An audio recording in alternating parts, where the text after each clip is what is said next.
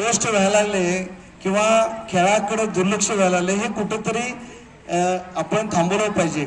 आणि ह्या विशाल तीर्थयात्रेच्या निमित्त लोहार सर आणि त्यांचे बंधू आणि आमचे सोसायटीचे चेअरमन आनंदा शामराव पाटील यांनी पुढाकार घेतल्यामुळे आणि त्याचबरोबर ग्रामपंचायत आणि आमच्या गावातील सर्व सोसायटीचे चेअरमन सदस्य व सभासदांनी ह्याला मोलाचं सहकार्य केलं आणि त्यामुळे आज आपण काल मुलांची कबड्डी स्पर्धा खुला गट आपण आयोजन केलं, आज मुलींची स्पर्धा झाली आणि 29 तारखेला आपण एक भव्य दिव्य असं कुस्ती मैदान घेतोय आणि अशी आशा करतोय की येणाऱ्या काळामध्ये आमच्या गावात असंख्य असे मल्ल पैलवान तयार होतील आणि चांगल्या प्रतीचे कबड्डीचे संघ आणि इतर खेळाचे संघ तयार होतील।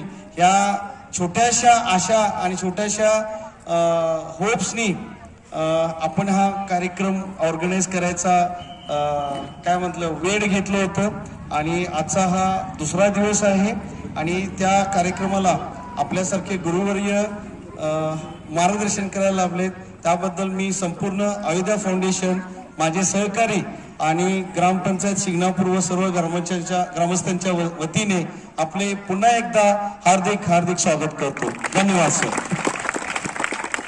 म्हटलं की डिजिटल वर न जाता खरे जे कोणी असतील त्यांचा सत्कार झाला पाहिजे असं म्हटलं। म्हणजे ज्या वेळेला काही न करणारी माणसं असतात त्यावेळेला त्यांना असे बोर्ड लावावे वाटतात आणि जी काही करणारी माणसं असतात त्यांना बोर्डची आवश्यकता नसते, त्यांच्यासाठी या सगळ्या गोष्टी असतात। दिदी आणि दादा, मला आपल्याला एक सांगायचं की ते पर्यावरणावर जे काम केलं, आता मी तुमच्यासाठी बोलतो। एक तिच्या वडिलांनी तिला काय सांगितलं की बाळा, तुला तुझ्या वाटणीला ही पृथ्वी येणार नाहीये। तिच्या बापानं काय सांगितलं की 2050 ला पृथ्वीवरची माणूस नावाची जात संपणार आहे। हे साल कोणता आहे? 2025। 2050 साली तुमचं वय किती असणार आहे? तुमचं आपापलं वय ठरवा।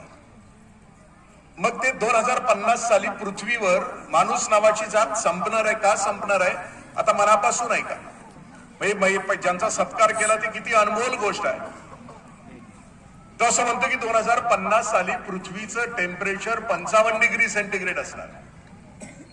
आता मी गाडीतनं उतरलो त्यावेळेला आत्ताचं इथलं टेम्परेचर 37 डिग्री सेंटीग्रेड होतं। मी कोल्हापूर महाविद्यालयामध्ये ऍग्रिकल्चरला शिकत असताना कोल्हापूरचं टेम्परेचर 32-33 डिग्री सेंटीग्रेडच्या वर कधी गेलं नाही। कोल्हापूरचं टेम्परेचर 42-43 डिग्रीकडे निघाला।